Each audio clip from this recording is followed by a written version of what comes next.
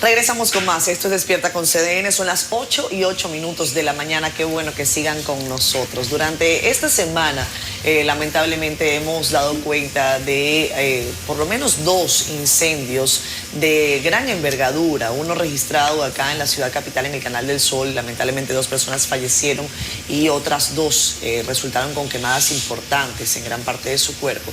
También en San Pedro de Macorís, en una de las naves de una zona franca textil, ahí no hubo, gracias a Dios, víctimas que lamentar. Vale la pena que se revise la acción en las emergencias, esa primera atención tan necesaria, tan oportuna, en la que coinciden muchos factores. En el caso, recordamos del joven que murió en Higüey después de que fue atropellado por una persona que iba conduciendo en estado de embriaguez. El sistema 911 y nuestro equipo de CDN, nuestra compañera Carolyn Cuevas llegó hasta allá, pudo verificar que la ambulancia llegó 1 hora y media después.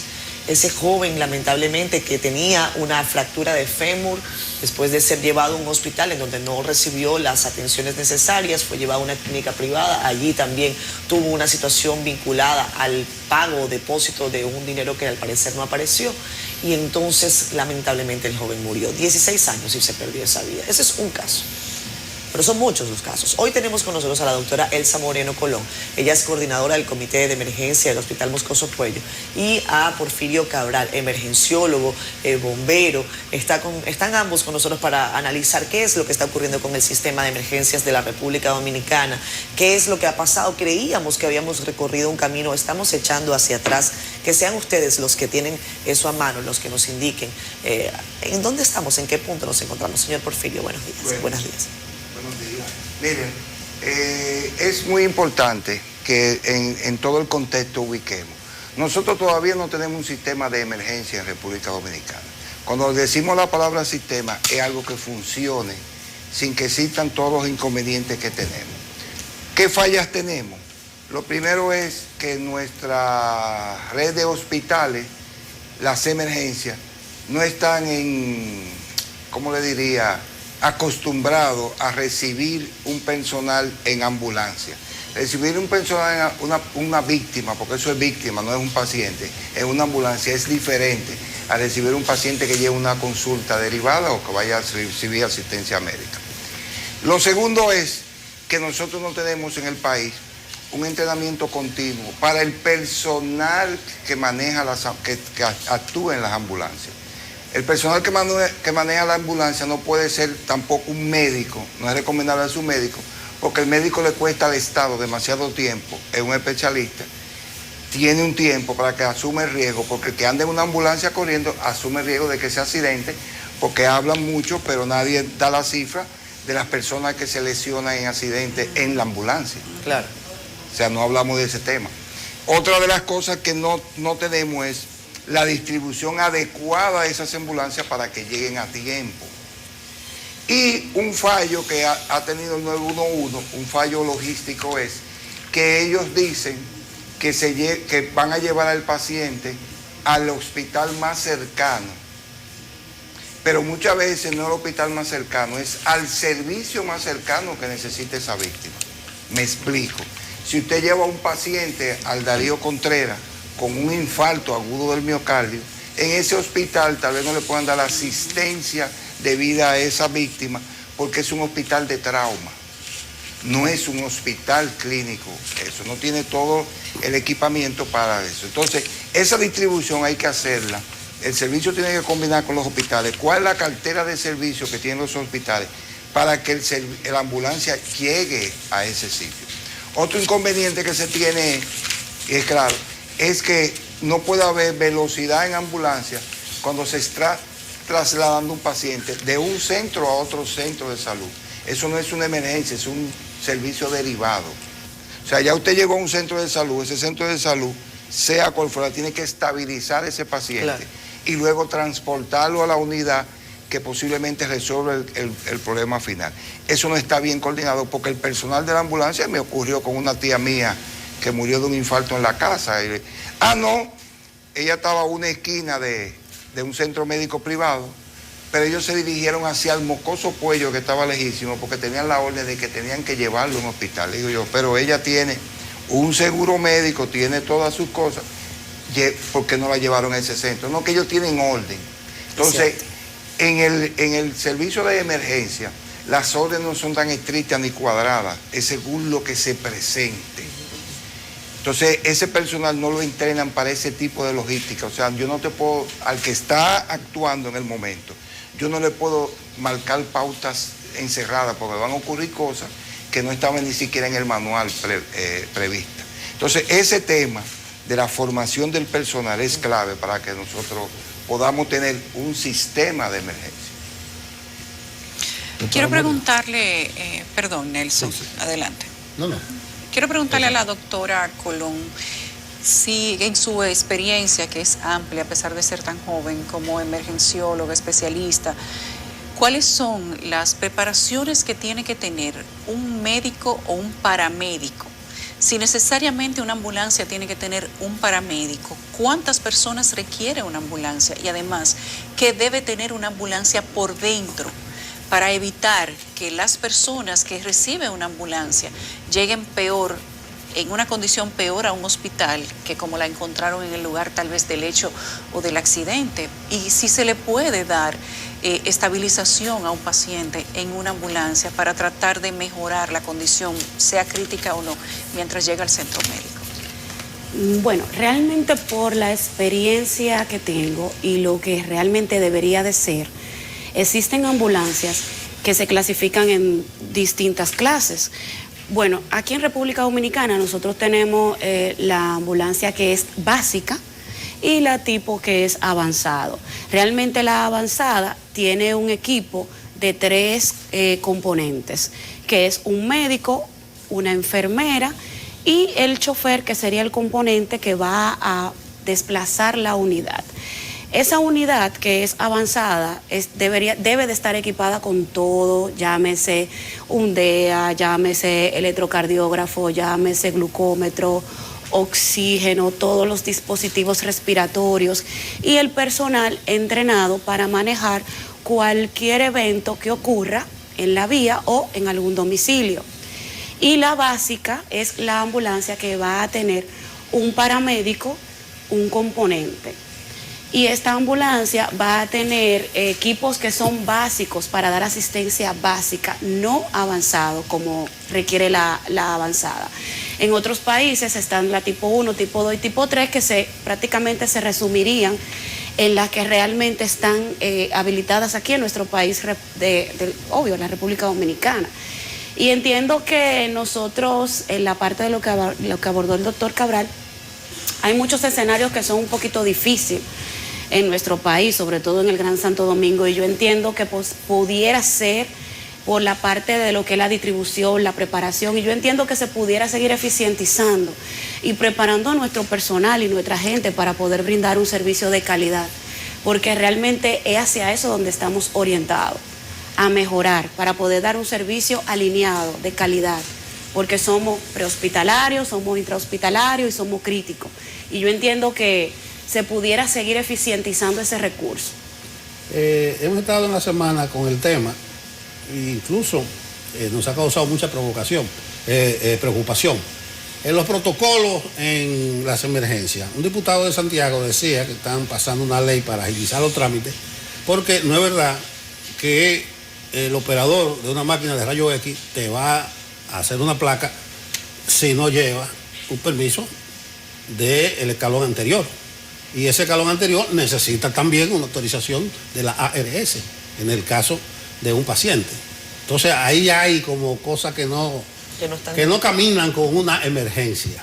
Mire, qué bueno que usted toque ese tema, porque la piedra angular de nuestro sistema de salud está en que la ARS no hace esto, en que la ARS hace aquello, que el médico hace eso. Oye, en el caso de emergencia, la ley 8701 dice, y todas las ARS lo tienen que hacer así, y las clínicas dicen, en el caso de emergencia, y primero debemos definir qué es emergencia. Emergencia es una situación repentina que ocurre en menos de 24 horas, en la cual peligre la vida de la persona.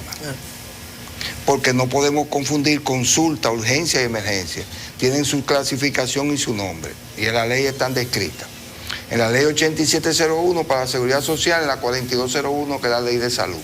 Entonces, ¿qué ocurre?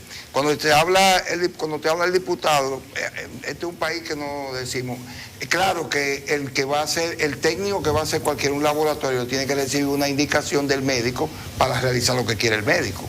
Pero eso no tiene nada que ver con la autorización de la ARS, eso tiene que ver la emergencia, ellos lo hacen.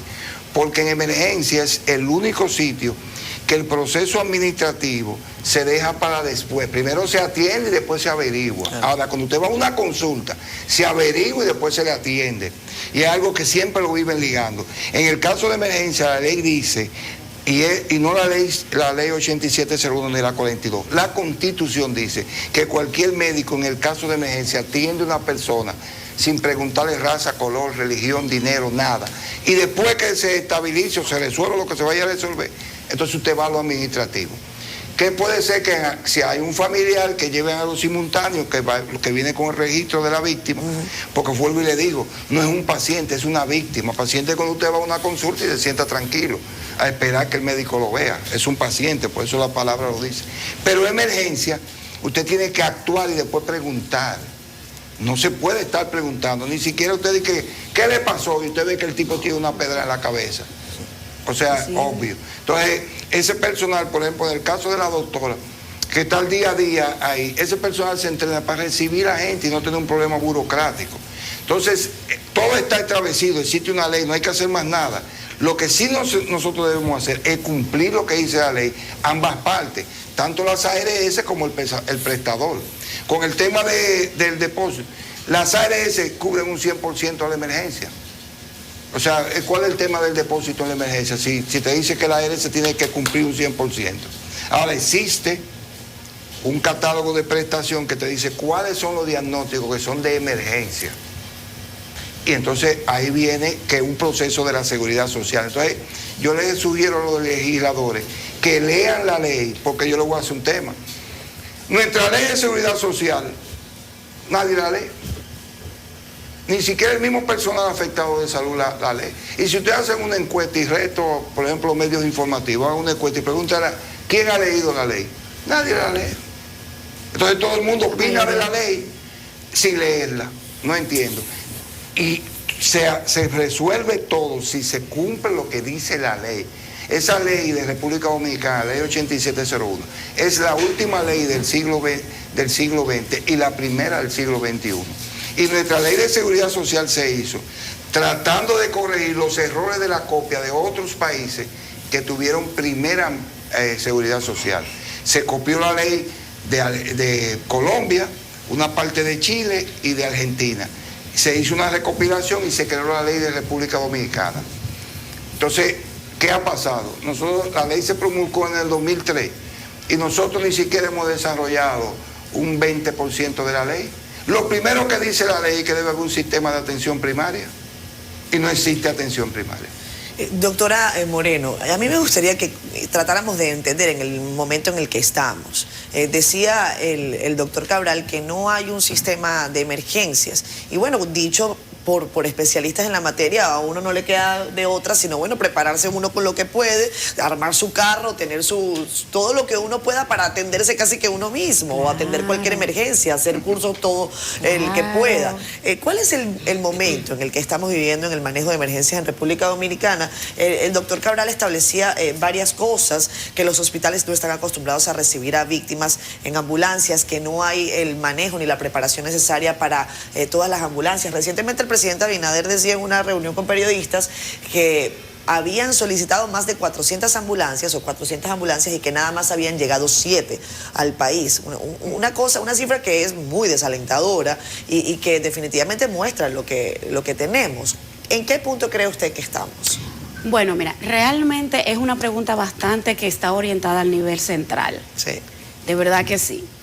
Pero yo soy realmente parte de lo que es el sistema de salud de mi país, y en los hospitales X, donde me desempeño como médico emergencióloga y con mis compañeros, puedo decirte que estamos en un punto donde continuamos preparando y esforzando los esfuerzos para mejorar y para que los servicios del área de la emergencia sean de calidad. Y siempre lo voy a decir. ¿Por qué? Porque estoy trabajando con un equipo y un personal que realmente está calificado y que hace el esfuerzo alineado a nuestras autoridades. Doctora, corríjame, pero tengo claro, entendido que en el Moscoso Puello cada doctor atiende a 70 pacientes de manera diaria, bueno, aproximadamente. mira que lo que pasa, ese hospital, y disculpa que valga la redundancia, sí, claro, es el hospital de la red pública que recibe la mayor cantidad de pacientes del Gran Santo Domingo y de hecho de las regionales, porque somos un hospital de la red pública que tiene una amplia carpeta de servicio.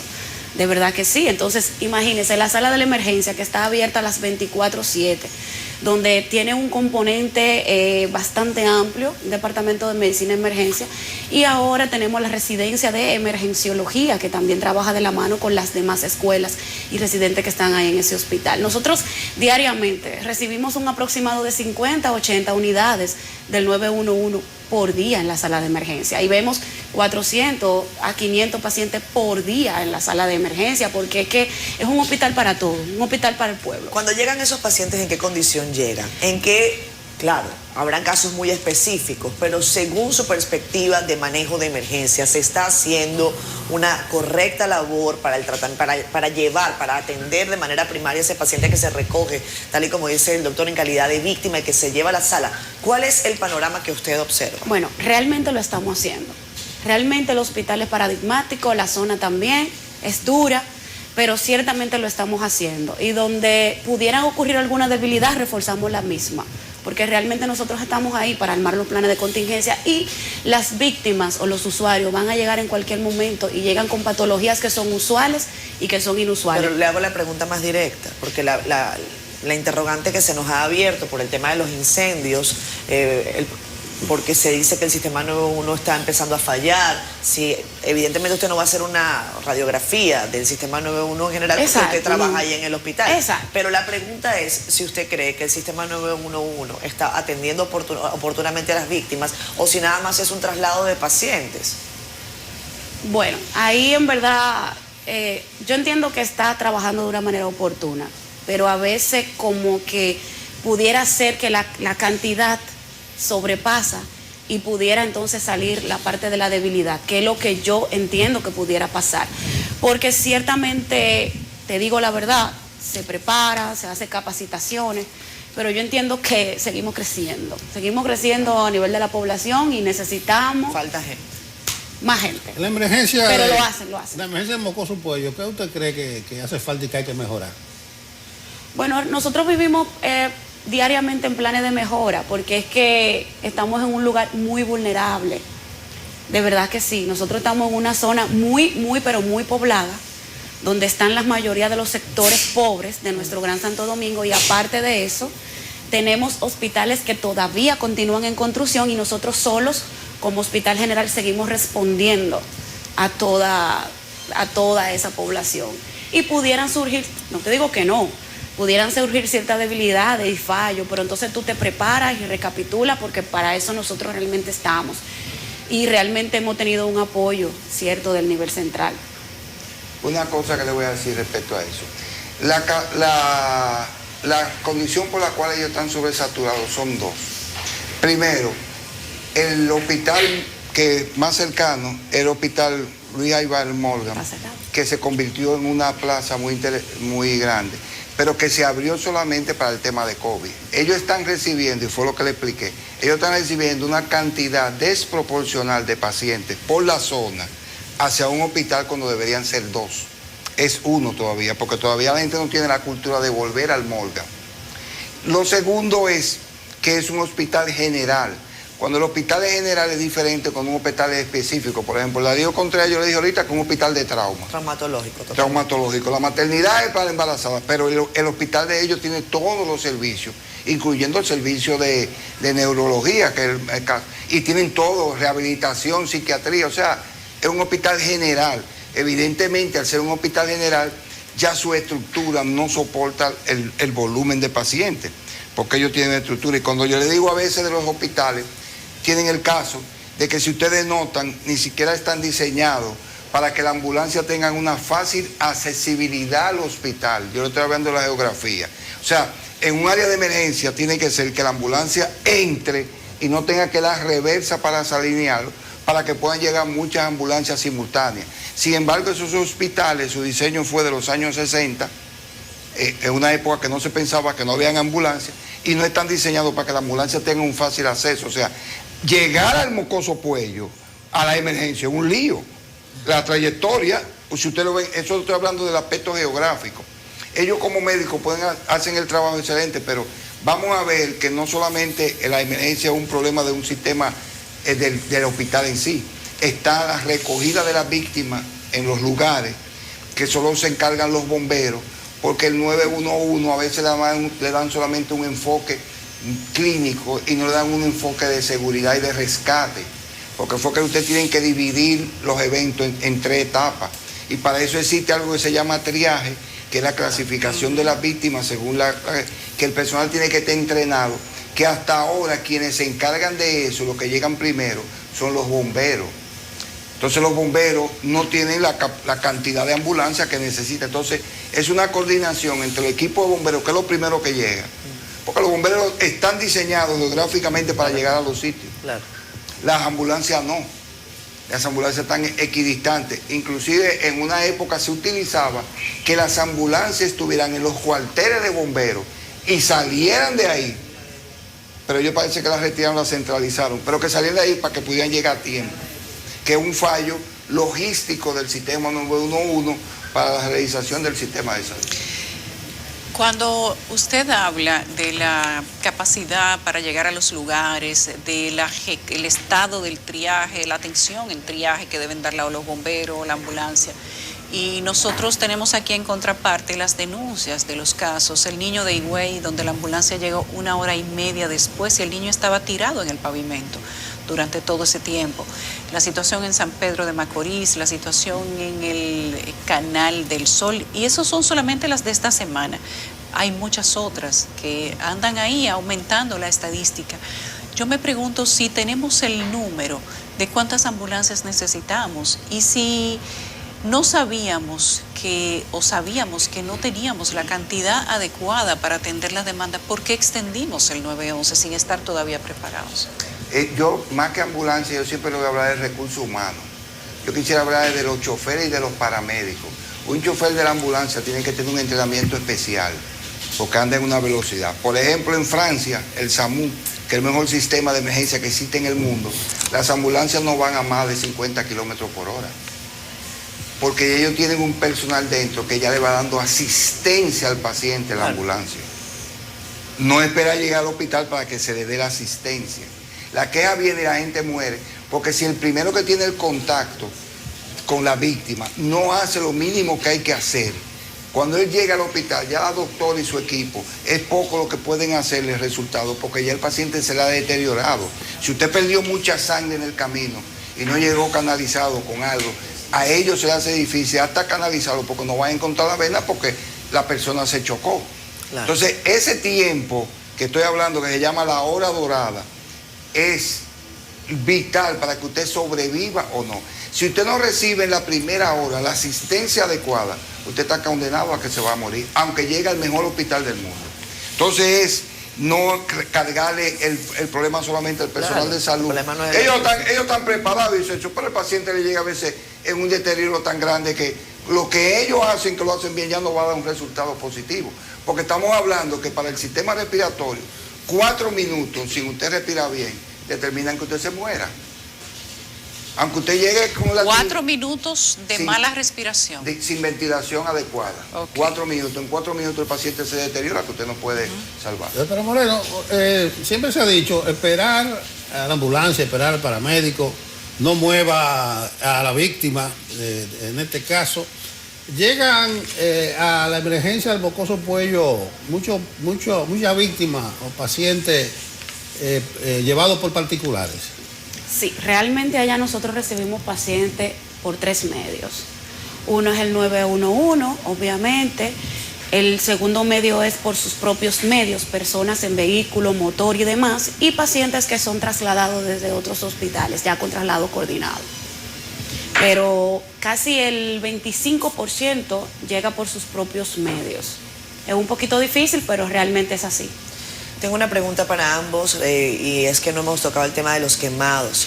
Recientemente la vicepresidenta de la República, que acudió al Hospital Ney Arias Lora para verificar el estado de salud de las personas que resultaron quemadas del incendio en el Canal del Sol, estuvo argumentando que el país necesita definitivamente incrementar la cantidad de hospitales de atención a víctimas quemadas, a personas quemadas. ¿Qué pueden decirnos en este sentido, el manejo sobre este tipo de situaciones en el país? Bueno, sencillo. Los hospitales súper especializados se calculan por la cantidad de población, no por una percepción, una sensibilidad. Eso es un cálculo. Sí, le voy a decir algo. Dentro de los sistemas de salud, la unidad más cara y la unidad que requiere más especialidad es una unidad de quemado. La unidad de quemado es el costo de tener una unidad de quemado funcionando como es, usted no se lo imagina. De hecho, solo existen 2 unidades de quemado en el país entero.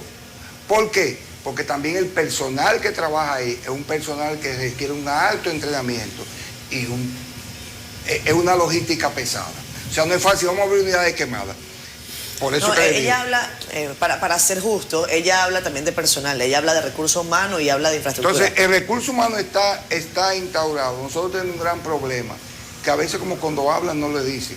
Cuando una persona tiene un nivel de ese, no va a preferir trabajar en el sector público porque la paga no es adecuada, porque vamos a hablar de la realidad. Cualquier médico en una unidad de quemado, que sea especialista en quemado, gana bien en una unidad privada, no en una unidad pública, porque la unidad pública tiene un tope para pagarle al médico.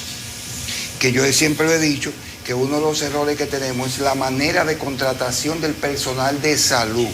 Queremos contratar al personal de salud con el código de trabajo que existe en la República Dominicana.